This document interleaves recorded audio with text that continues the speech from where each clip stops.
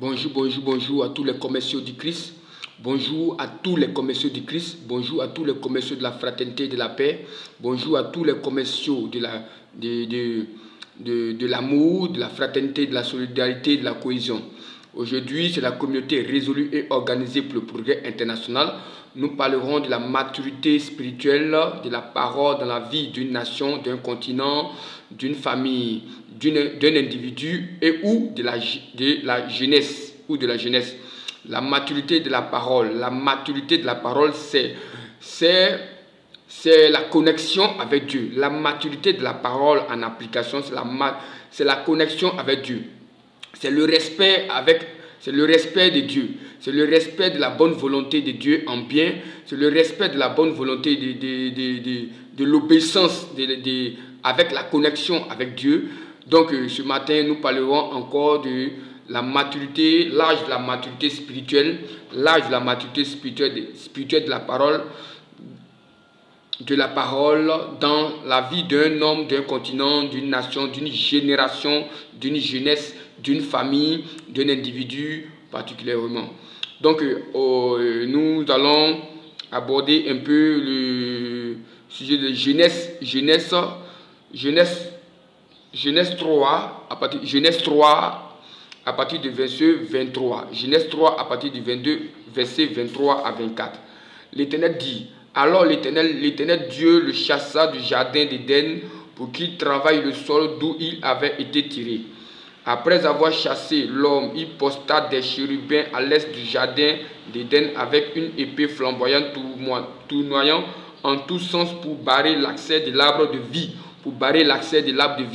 Alors, pour avoir un certain âge, pour avoir l'âge de la maturité spirituelle, il faut avoir accès à l'arbre de vie. Cet arbre de vie, ce sont des exercices, ce sont des examens, c'est une manière de se comporter, c'est une manière de vivre, c'est une manière de se connecter avec la spiritualité, ton Dieu, en respectant ton Dieu, en respectant les principautés, en respectant les ordonnances qui tirent vers le bien, qui tirent vers le bon sens, qui tirent vers la compréhension parfaite de Dieu. C'est être en connexion avec Dieu.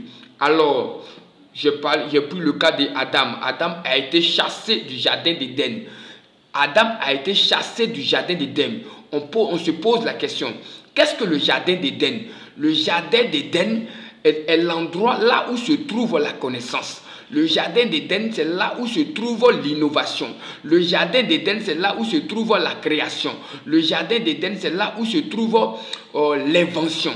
Le jardin d'Éden, c'est là où se trouve toute la bénédiction. Le jardin d'Éden, c'est là où se trouve la mine d'or. C'est là où se trouve la source de vie, d'existence d'un être humain.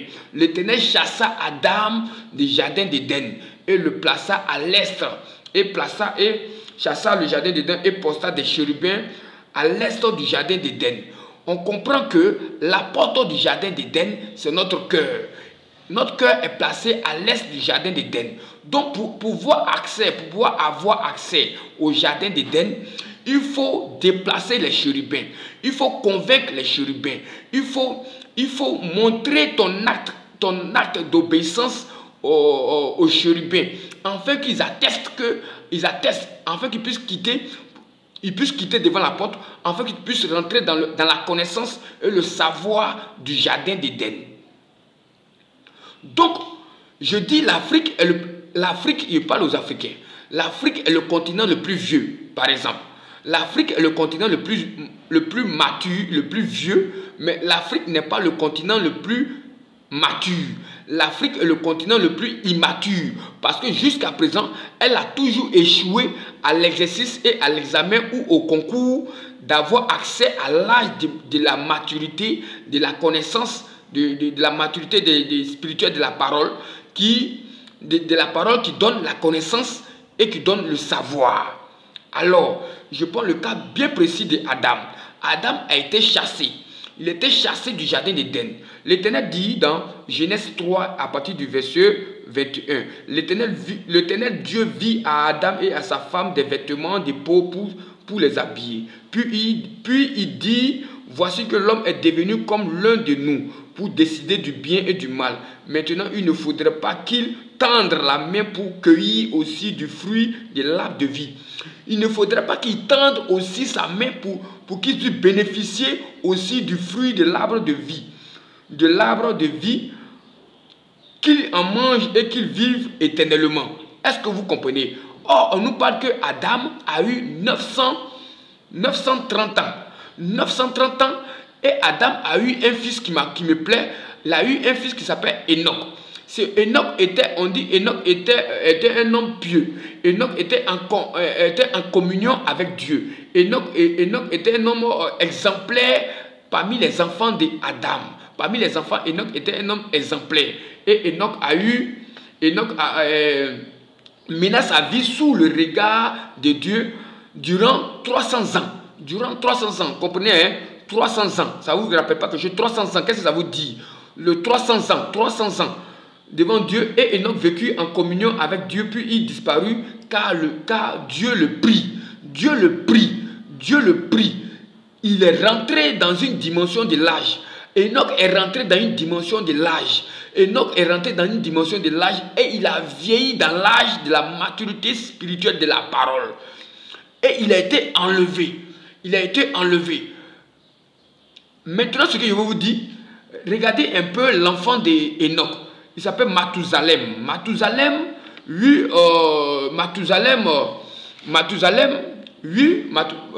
Enoch eut un enfant qui s'appelle Mathusalem. Mathusalem eut 969 ans. 969 ans. Mathusalem a eu 969 ans. À cause de quoi? À cause de la grâce d'Enoch. À cause de l'application de la parole d'Enoch. À cause du respect et l'obéissance que Enoch a eu devant la parole. A eu sous le regard de la parole qui est Dieu. Enoch a cultivé la parole. Il a cultivé le respect de la parole. Il a cultivé le bien de la parole. Et le bien de la parole a poussé en lui, a donné une bonne sémence. Et cela a donné Mathusalem.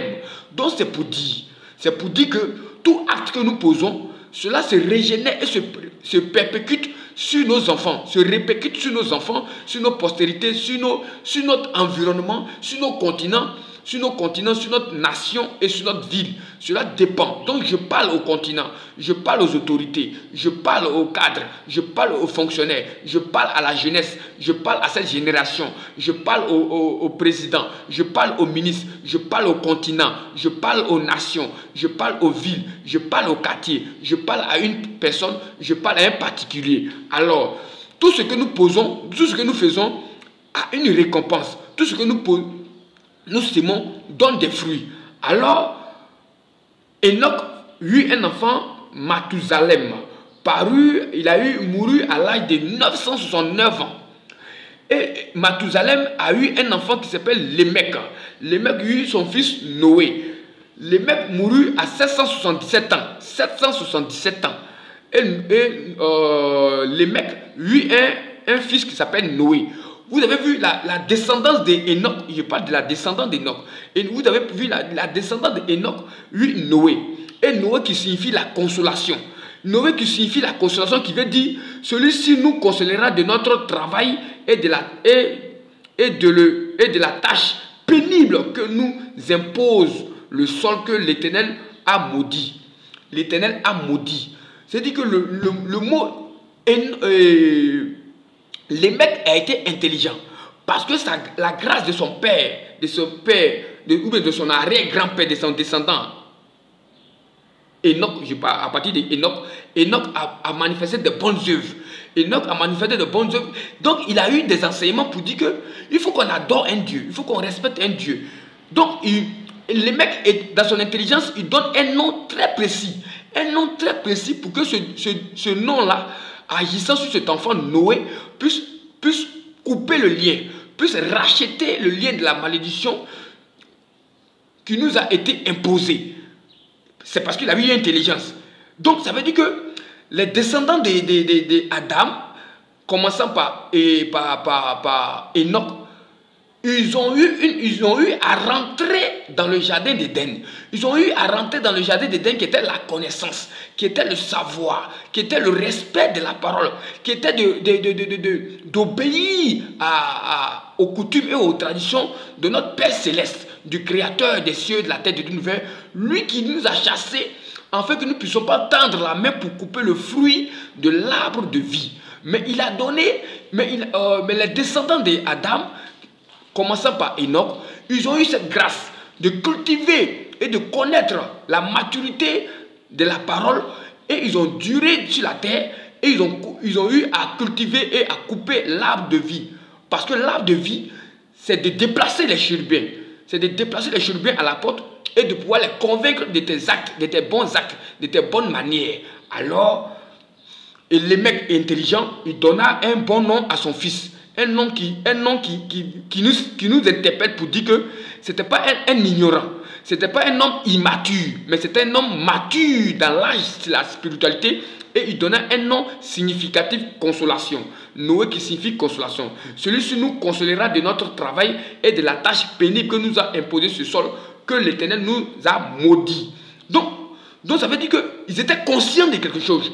Ils étaient conscients de racheter leur famille, de racheter leur nation, de racheter leur peuple, de racheter leurs habitants, de racheter leur ville, de racheter leur individualité, de racheter leur nation, de racheter leur continent, de racheter leur monde. Alors, il a eu l'âge d'une nation selon ce qui s'est fait, selon le comportement, selon la manière, selon sa manière qui se répercute sur sa population.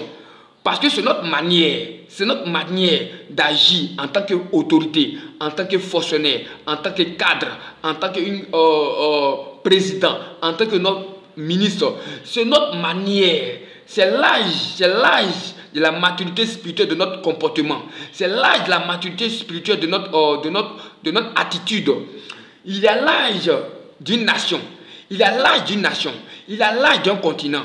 Je dis encore, le continent africain est encore à l'âge de l'adolescence, à l'âge de l'immaturité. Parce que nous ne sommes pas en accord avec la parole. Nous ne sommes pas en accord avec la tradition et la coutume de la parole.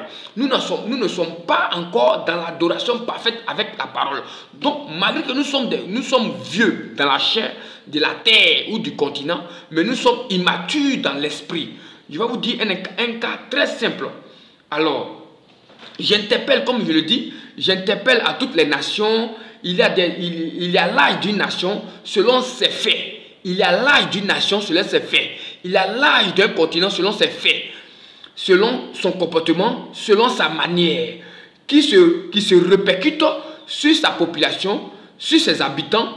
Donc nous devons bien nous comporter, chers dirigeants, chers autorités, chers cadres, chers fonctionnaires et chers jeunesse. Nous devons bien nous comporter.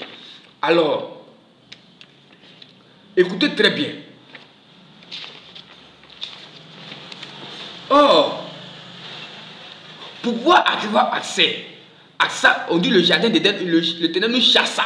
Il nous chassa hors du jardin d'Éden. Il nous chassa loin de la connaissance. Il nous chassa loin de la sagesse. Il nous a chassé loin de l'innovation. Il nous a chassé loin du développement. Alors, Jésus vient. Jésus nous dit dans un cours très tranquille. Romains 8, verset 10. Romains 8, verset 10, Jésus-Christ dit, Jésus-Christ vient, il dit, or, si Christ est en vous, votre corps reste mortel à cause du péché. Mais l'esprit est source de vie. Mais l'esprit est source de vie. On va dans Romains. Mais l'esprit est source de vie. Nous allons comprendre quelque chose. Dans Romains. Romains 8. Si je ne me trompe pas. Voilà. Or, je vous ai dit que l'Éternel nous a chassés de la connaissance. Il nous a chassés de l'arbre de vie. pour cueillir les fruits de l'arbre de vie. Maintenant, le Christ vient. Le Christ nous dit dans Romains 8, verset 10. Romains 8, verset 10, qu'est-ce qu'il nous dit? Or, si Christ est en vous, votre corps reste mortel à cause du péché. Mais l'esprit est source de vie. L'esprit est source de vie. Donc, nous devons chercher l'esprit de vie. Nous devons chercher l'arbre de vie. Alors, comment l'avoir? Comment avoir accès? Comment connaître ce chemin-là?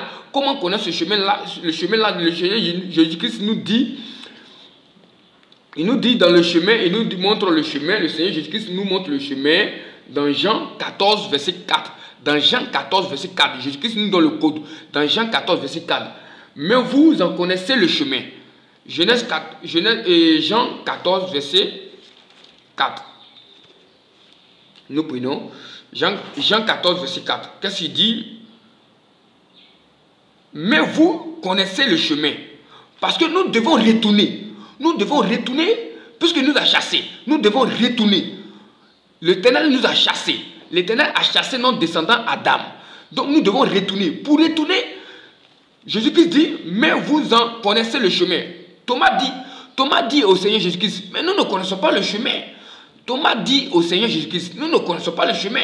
Mais le Seigneur Jésus-Christ dit, ah, mais vous connaissez le chemin. Si vous m'avez vu, c'est que vous avez vu, il dit, Seigneur, on va dans Thomas, hein, Thomas lui dit, dans verset 5, Thomas lui dit, Seigneur, nous ne savons même pas où, nous ne savons pas où tu vas. Comment pourrons-nous savoir par quel chemin on y parvient? Jésus, je suis moi le chemin, répondit Jésus, la vérité et la vie. Or, quand nous lisons, personne ne va au Père sans passer par moi. Or, quand nous lisons, les attitudes, comme je l'ai dit, les attitudes, les comportements de Jésus-Christ nous montrent le Père, nous montrent le chemin. C'est pourquoi le Seigneur Jésus-Christ dit, mais vous en connaissez le chemin. Vous en connaissez le chemin. Vous en connaissez le chemin. Or, le chemin, c'est quoi? Le chemin, c'est... Nous allons rentrer dans le chemin. Le chemin, là, c'est quoi? C'est la manière de Jésus-Christ. Et pour le connaître, le chemin, Jésus-Christ dit, dans Matthieu 18, verset 3, je vous l'assure, voici le chemin. Je vous l'assure, si vous ne changez pas et ne devenez pas comme ces petits-enfants, vous ne rentrerez pas dans le royaume des cieux. Vous ne rentrerez pas dans le jardin d'Éden. Vous ne rentrerez pas pour couper les fruits de l'arbre de vie. Dans Matthieu 18, verset 3, Jésus dit, je vous l'assure, si vous ne changez pas, et vous ne devenez pas comme des petits-enfants, je prends Matthieu en même temps, et si vous ne changez pas, et vous ne devenez pas comme des petits-enfants, vous n'entrerez pas dans le royaume des cieux. Vous n'entrerez pas dans le royaume des cieux. Or, dans le royaume des cieux, pour y entrer, il faut changer. Tu te demandes, qu'est-ce qu'il faut changer? On va dans Matthieu 3, verset 8.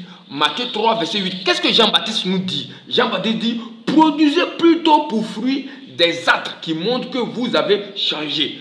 Produisez plutôt des fruits qui montrent que vous avez changé. Produisez plutôt pour fruits des actes qui montrent que vous avez changé. Je parle à une nation, je parle au continent africain, je parle à une famille, je parle à une ville, je parle à un cadre, je parle à un président, je parle à un ministre, je parle à un fonctionnaire, je parle à une autorité.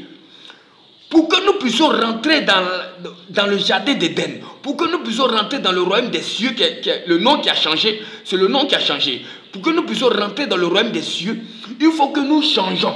Dans Matthieu, Jésus-Christ a dit dans Matthieu 18, verset 3, je vous l'assure, si vous ne changez pas et ne devenez pas comme ce petit, et que vous ne devenez pas comme des petits enfants, vous n'entrez pas dans le royaume des cieux. C'est pourquoi le plus grand dans le royaume des cieux est celui qui s'abaisse comme cet enfant, et celui qui accueille en mon nom un enfant comme celui-ci m'accueille moi-même. C'est-à-dire, c'est l'amour. C'est l'amour. C'est l'amour qui est l'ascenseur. Comme je l'ai dit, c'est l'amour qui est l'ascenseur. C'est l'amour qui est le véhicule. Comme, bon, on arrive. Dans Matthieu 3, verset 8, Jean-Baptiste nous le dit encore, produisez plutôt pour fruit des actes qui montrent que vous avez changé. On va encore dans Marc 12, verset 28 à 34. Le plus grand commandement. Marc 12, verset 34.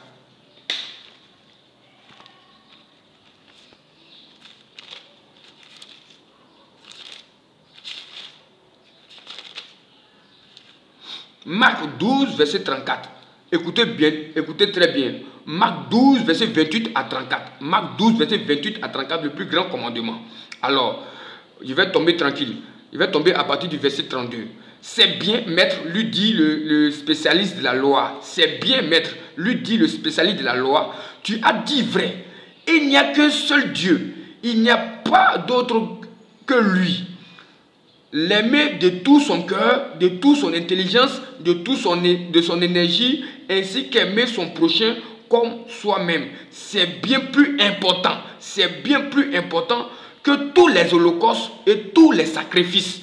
Regardez, écoutez ce que le Seigneur Jésus dit. Jésus, voyant qu'il avait répondu avec intelligence, lui dit, tu n'es pas loin du royaume de Dieu. Tu n'es pas loin du royaume de Dieu. Tu n'es pas loin du jardin d'Éden. Tu n'es pas loin du jardin d'Éden. Tu n'es pas loin de couper le fruit. Tu n'es pas loin de couper le fruit de l'arbre de vie.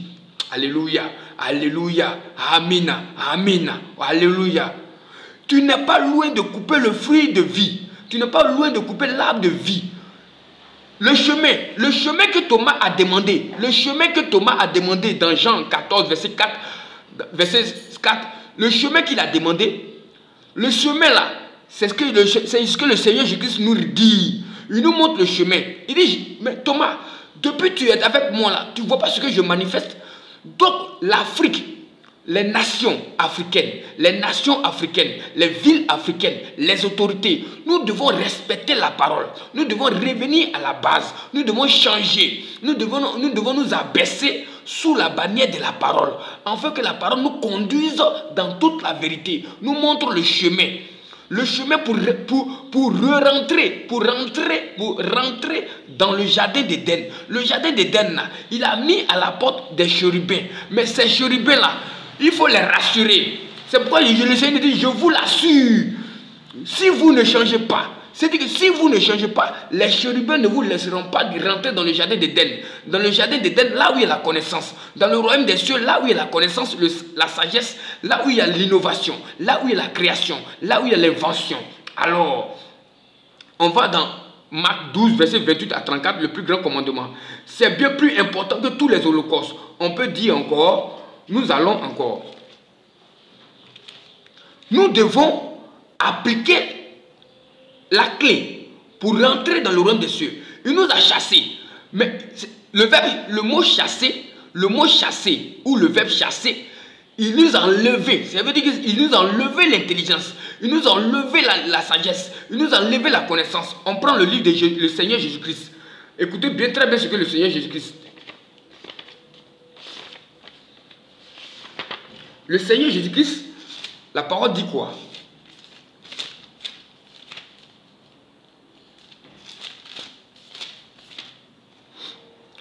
Écoutez bien, regardez bien l'âge de la maturité spirituelle de Jésus-Christ à sa naissance. L'âge de la maturité spirituelle de Jésus-Christ. Dans Luc 2, verset 46. Luc 2, verset 46. 3 jours plus tard, il le retrouvait dans le temple, assis au milieu des maîtres. Il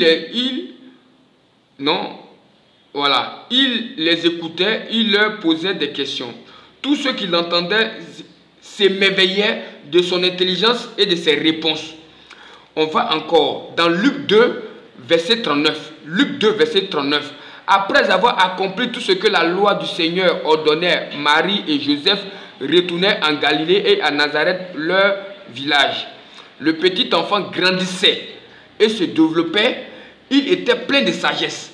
Il faut que l'Afrique grandisse en sagesse. Il faut que la nation ivoirienne grandisse en sagesse. Il faut que les autorités grandissent en sagesse et se développent en pleine sagesse et se développent et se développer. Il faut qu'on grandisse en pleine sagesse. Il faut qu'on développe en pleine sagesse. et la grâce de Dieu reposait sur lui, si Jésus-Christ reposait sur le continent africain, reposait sur les nations africaines, reposait sur la nation ivoirienne, reposait sur les autorités ivoiriennes, reposait sur les fonctionnaires, les cadres, le président, les ministres. La grâce de Dieu reposait sur eux parce qu'ils manifestaient les clés que j'ai dit. Changez et soyez comme des petits enfants. Changez et soyez comme des petits enfants. Produisez plutôt des fruits, des actes qui montrent que vous avez changé. Vous avez changé. C'est ça. Il faut qu'on respecte la parole. Il faut qu'on soit clair avec la parole. Il faut qu'on soit soumis à la parole. Regardez encore, comme la maturité du Seigneur Jésus-Christ, nous devons grandir. Jésus grandissait dans Luc 2, verset 52. Luc 2, verset 52. Jésus grandissait. Il progressait en sagesse. Il faut que l'Afrique grandisse. Il faut que l'Afrique grandisse et progresse en sagesse. Il se rendait toujours plus agréable. Il se rendait toujours plus agréable à Dieu et aux hommes. Il faut que nos cadres, il faut que nos présidents, il faut que nos fonctionnaires, il faut que nos dirigeants, il faut que les hommes de Dieu aujourd'hui grandissent. Toujours soit plus agréable à Dieu et aux hommes. Il faut que nous soyons plus agréables à Dieu et aux hommes. Je parle au continent africain. Je parle aux nations africaines. Je parle aux autorités africaines. Je parle aux cadres africains. Je parle aux hommes de Dieu africains. Il faut qu'on ait l'âge pour que la parole nous exécute. Pour que la parole exécute. Pour que la parole exécute. Lorsqu'on dit lève-toi, pour que ça s'exécute, il faut que toi-même tu la respectes la parole. Si tu ne respectes pas la parole, comment la parole va t'exécuter? Comment la parole va t'obéir? Comment la parole va rentrer en application pour que les esprits et le monde d'innovation t'obéissent? Non. C'est pourquoi je dis, on fait du bricolage. Nos cadres font du bricolage spirituel. Je parle aux hommes de Dieu. On fait du bricolage spirituel. Quand tu ne fais pas du bricolage, quand tu ordonnes, la parole s'exécute. La parole rentre en exaucement. Il y a un exaucement. Il y a un exaucement. La parole ne peut pas rentrer en exaucement parce que nous ne la respectons pas. Nous ne changeons pas de comportement. Nous ne changeons pas d'attitude. C'est là on te parle du bilan spirituel. En fin d'année, là, chaque fin d'année, là, toi, un homme de Dieu, toi, le président, toi, un fonctionnaire, toi, le ministre, tu dois te faire un bilan. Est-ce que je me suis bien comporté devant l'Éternel? Ce n'est pas le fait de payer des holocaustes, comme le dit dans Marc 12, verset 28 à 34. Il y a un gars qui était plus riche, il était grand riche. Il dit, Seigneur, donc si je comprends bien, c'est pas moi qui le dis. Il dit, Seigneur, donc si je comprends bien, c'est bien mettre de lui, dit le spécialiste de la loi. Ça, c'est un avocat. Ça, c'est un juge, c'est un magistrat, c'est une autorité, c'est un cadre, c'est un fonctionnaire. Il dit, est-ce qu'il dit il dit au Seigneur Jésus-Christ, c'est bien maître, lui dit le spécialiste de la loi. Tu as dit vrai, il n'y a qu'un seul Dieu. Il n'y a pas d'autre que lui. L'aimer de tout son cœur, de toute son intelligence. L'Afrique, tu dois aimer Dieu de tout ton cœur. Tu dois aimer Dieu de tout ton cœur. Tu dois aimer Dieu de toute ton intelligence, de toute ton énergie. Et c'est bien plus important que tous les holocaustes. C'est bien plus important que vos holocaustes. C'est bien plus important que vos sacrifices. Il dit, c'est plus important que vos sacrifices. Il faut suivre le chemin. Et dans le chemin là, ça te conduit dans la demeure. Le Seigneur il dit quoi? Il dit, je vous... Oh, le Seigneur Jésus-Christ est tout dangereux. Jean 14, verset 2. Dans la maison de mon Père, il y a tellement de demeures. On prend dans Jean 14, rapidement. Jean 14. Il dit, dans la maison de mon Père, il y a beaucoup de demeures. Si ce n'est pas vrai, je ne vous l'aurais pas dit. Dans la maison de mon Père, cette maison-là, c'est ce qui est le jardin d'Éden. Cette maison-là, c'est la connaissance. Cette maison-là, c'est ce qui est le royaume de Dieu, le royaume des cieux. Cette maison-là, c'est pour rentrer dans cette demeure-là, il faut suivre le chemin qui dit, mais il dit, vous connaissez déjà le chemin. Ah, moi je pensais que vous ne connaissez pas le chemin. Il dit, ah, mais vous connaissez déjà le chemin puisque vous m'avez vu. Et Thomas dit, mais nous ne connaissons pas le chemin. Il dit Thomas, donc vous ne me connaissez pas. Et il ramène Thomas encore dans le livre de Romains 8, verset 1. Qu'est-ce qu'il dit dans Romains 8? Oh, dans Romains 8, à partir du verset 2, qu'est-ce qu'il dit? Car la loi de l'esprit qui nous donne la vie dans l'union avec Christ t'a libéré de la loi du péché et de la mort. Et de la mort. Car la loi de l'esprit qui nous donne la vie dans l'union avec Jésus-Christ t'a libéré de la loi du péché et de la mort. Donc, pour pouvoir revenir, pour pouvoir accueillir, c'est ce qu'il y a eu la loi, il y a une loi, il y a une ordonnance, il y a des principes qu'il faut accepter, il faut marcher dessus. C'est ça qui est le chemin, c'est ça qui est le chemin. C'est ce chemin-là qui te conduit à acquérir, à couper les fruits de l'arbre de vie. Alors, en ce moment, tu rentres dans la maturité, dans l'âge de la maturité spirituelle. L'âge de la maturité spirituelle, ce n'est pas la chair. L'âge de la maturité spirituelle, c'est l'esprit. Un enfant peut être mature. C'est pourquoi Jésus-Christ les a confondus dans Genèse 2, dans Luc 2, comme je l'ai lu tout à l'heure là, dans Luc 2. Il grandissait. Dans Luc 2, verset 40, ce petit enfant grandissait et se développait. Dans Luc 2, verset 40. Dans Luc 2, verset 58, Jésus grandissait et progressait en sagesse. Il se rendait toujours plus agréable à Dieu et aux hommes. Alors, c'est car la loi de l'esprit, nous devons avoir la loi de l'esprit. Et la loi de l'esprit nous dit quoi? C'est la loi de l'esprit qui nous donne la source de vie. Une source de vie. Une source de vie. Oh, on ne te parle de l'arbre de vie. Alors, c'était de vous galvaniser et de faire votre bilan en cette année. Nous sommes dans la presse, nous avons dépassé la moitié de l'année. La moitié de l'année, nous devons faire un bilan spirituel. Nous devons faire un bilan de notre attitude, de nos comportements, de notre manière, de nos actes et des fruits que nous avons posés. Ce n'est pas un bilan matériel parce qu'il y a eu une voiture. Ce n'est pas un bilan matériel parce que tu as eu une maison. Ce n'est pas un bilan matériel parce que tu as eu des choses matérielles. Mais c'est un bilan de tes actes, un bilan de tes comportements, un bilan de ta manière. C'est pourquoi le spécialiste de la loi a dit, c'est que le plus important, c'est que le commandement, ce commandement-là est plus important que nos holocaustes et nos sacrifices. Mon frère, arrête de faire tes sacrifices-là. Tu vas beau tuer des ânes, tu vas beau tuer des poulets, tu vas beau tuer des moutons, tu vas beau tuer des bœufs. Le problème là, c'est pas ça. Le problème là, c'est d'avoir un bon comportement. Comme le dit dans Marc 12, verset 28 à 32. Marc 12, verset 28 à 34 plutôt. Je relis encore pour que nous soyons clairs. Il dit, Marc 12, verset 34. Jésus, voyant qu'il avait répondu avec intelligence, qu'il avait trouvé avec intelligence, tu n'es pas loin du royaume des dieux. Tu n'es pas loin du royaume de Dieu. Tu n'es pas loin du royaume de Dieu. Tu n'es pas loin du royaume de Dieu. Je parle à la nation. Je parle au continent. Je parle au continent africain. Je parle aux dirigeants africains. Je parle à la jeunesse africaine. Il faut que nous rentrons dans la pratique de la parole. Il faut que nous fassions un bilan prompt. Ne te sous-estime pas parce que tu n'as pas une voiture. Ne te sous-estime pas parce que tu n'as pas une maison. Ne te sous-estime pas parce que tu n'as pas réalisé quelque chose. Mais tu dois être fier parce que tu appliques la volonté de Dieu. Tu dois être fier parce que tu manges la parole de Dieu. Tu dois être fier parce que tu respires la parole de Dieu. Tu dois être fier parce que tu exécutes la parole de Dieu. Tu dois être fier parce que la parole t'obéit. Tu dois être fier parce que la parole te donne l'intelligence et la sagesse et que tu mets ça en application. Je vous remercie. C'était la communauté résolue et organisée pour le progrès international. Partagez la vidéo, s'il vous plaît. Et que à chaque partage, vous êtes bénis au nom puissant de Jésus-Christ. La parole qui m'a fait parler vous bénit. Tous ceux qui partagent, tous ceux qui partageront seront bénis. Et à l'instant que tu partages, la situation se décante. Je ordonne à la parole d'accomplir cela.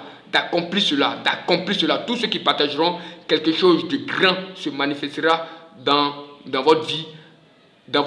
Et quelque chose que vous attendez longtemps se déclenchera. Si tu es malade, partage.